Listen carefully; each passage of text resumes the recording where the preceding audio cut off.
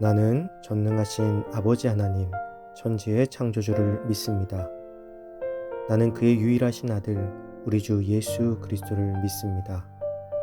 그는 성령으로 잉태되어 동정녀 마리아에게서 나시고 본디오 빌라도에게 고난을 받아 십자가에 못 박혀 죽으시고 장사된 지 사흘 만에 죽은 자 가운데서 다시 살아나셨으며 하늘에 오르시어 전능하신 아버지 하나님 우편에 앉아 계시다가 거기로부터 살아있는 자와 죽은 자를 심판하러 오십니다.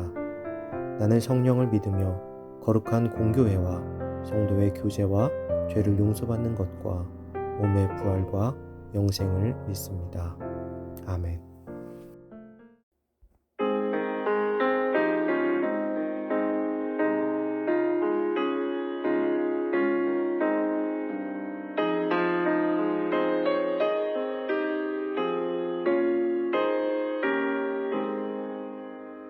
시온의 영광이 빛나는 아침 어둠 달이 땅이 밝아오네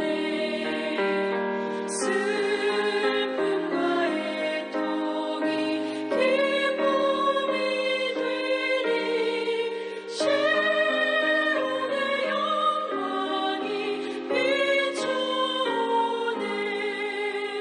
시온의 영광이 빛나는 아침 매였던 종들이 돌아오네 오래전 선지자 꿈꾸던 복을 만민이 다 같이 누리겠네.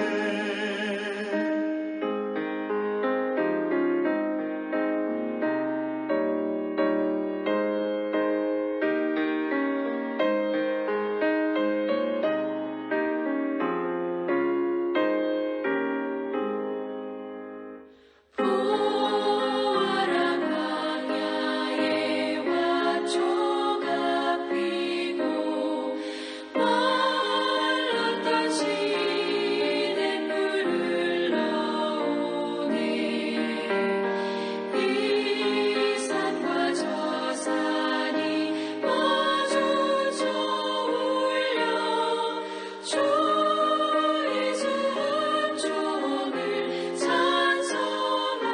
찬송하네 땅들어 바다야 많은 섬들아 찬양을 주님께 드리어라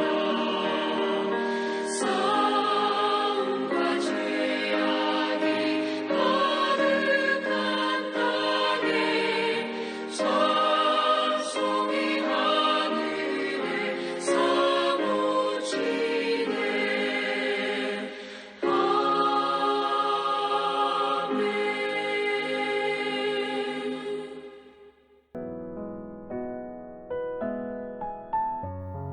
이 시간 하나님께서 우리에게 준 말씀은 로마서 8장 12절에서 17절입니다. 그러므로 형제들아 우리가 빚진 자로 돼 육신에 져서 육신대로 살 것이 아니니라. 너희가 육신대로 살면 반드시 죽을 것이로되 영으로서 몸의 행실을 죽이면 살리니 무릇 하나님의 영으로 인도함을 받는 사람은 곧 하나님의 아들이라.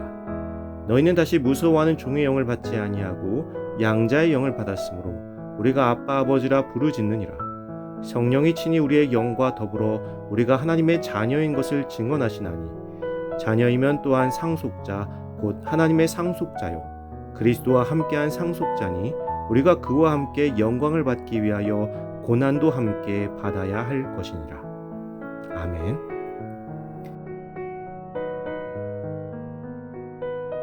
하나님의 상속자라는 제목으로 오늘 말씀 나누겠습니다. 우리는 예수 그리스도의 십자가 보혈로 인해서 죄와 사망의 법에서 벗어났습니다. 그리고 우리 앞에는 두 가지의 길이 있습니다. 하나는 육신의 길을 따르는 것이고 또 하나는 영의 길, 즉 성령을 따르는 길입니다. 우리는 어느 길을 택해야 할까요? 당연히 영의 길이겠죠. 성경에서 육신은 항상 부정적인 의미로 쓰입니다. 육신은 부패하고 타락한 인간성을 가리킵니다. 비록 우리가 죄의 사슬에서 벗어나 정죄의 함정에서 빠져나왔을지라도 여전히 우리는 죄의 유혹을 받게 됩니다.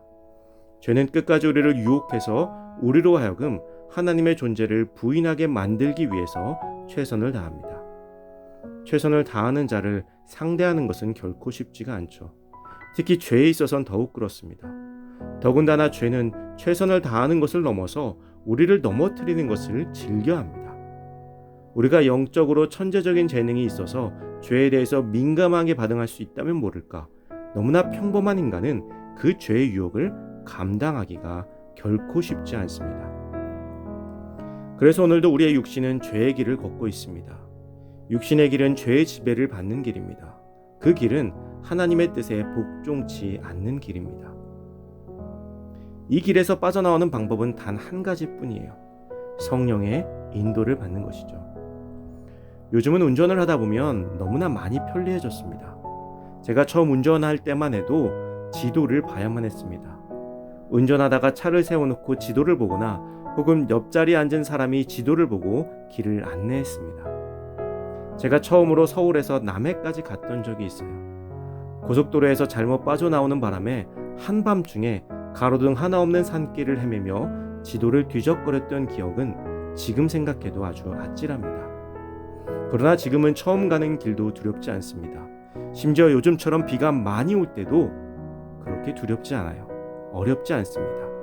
왜냐하면 내비게이션이 너무나도 정확하게 도착 시간까지 알려주기 때문이죠. 요즘에는 조금씩 더 발전해서 바로 앞에서 무슨 사고가 나거나 급정거할 일이 있으면 급정거한다라고 미리 경고까지 주기도 합니다. 성령은 우리에게 이러한 내비게이션과 같습니다. 내비게이션이 우리가 잘못된 길을 가면 잘못되었다고 경로를 수정해 주듯이 성령은 날마다 우리와 함께 하시며 우리의 길을 수정해 주십니다. 그 수정의 소리를 듣고 삶의 방향을 수정해 나가는 삶이 영의 길을 걷는 삶이에요. 그 인도를 받는 사람에게는 아주 커다란 특혜가 있습니다. 바로 하나님의 양자의 영을 받아 하나님을 아바 아버지라 부르는 상속자가 되는 특혜입니다. 이것이 얼마나 큰 축복입니까? 그렇게 우리는 그 목적지를 향해서 성령의 인도하심에 집중해야 됩니다. 그 길이 비록 어렵고 힘들어 보일지라도 담대히 따라가야 합니다. 성령의 뜻을 따라서 몸의 행실을 날마다 매 순간마다 죽여야 합니다. 죄의 유혹은 우리가 죽는 날까지 계속될 거예요. 그러나 결코 그 죄의 도구가 되도록 우리의 영을 내어주어서는 안 됩니다. 상속은 아무나 받는 것이 아니죠. 세상에서 부모의 재산을 상속받는 과정도 상당히 복잡하고 어렵습니다. 이어받을 능력이 없으면 여기저기에서 반대하고 난리가 나죠. 세상에 수많은 사람들이 지켜보고 물어뜯고 헐뜯을 것이 없나 보고 있습니다. 그런데 우리는 하나님 나라의 상속을 너무나 쉽게 생각해버려요. 그러나 결코 하나님 나라의 상속자로서의 삶을 우리는 가볍게 여겨서는 안 될 것입니다. 또 반대로 너무 어렵다고 해서 포기해서도 안 될 것입니다. 비록 어렵고 힘들지만 우리가 받을 그 상속은 이 세상 그 어떤 것으로도 채울 수 없는 특별한 상이기 때문입니다. 사랑하는 성도 여러분, 여러분은 누구입니까? 여러분은 하나님의 양자이며 상속자입니다. 그것을 기억하고 오늘 나에게 주어진 길을 육신의 길이 아닌 영의 길로 선택함으로 하나님께서 주실 놀라운 영광에 이르는 복된 주님의 자녀가 되시기를 주님의 이름으로 축원합니다.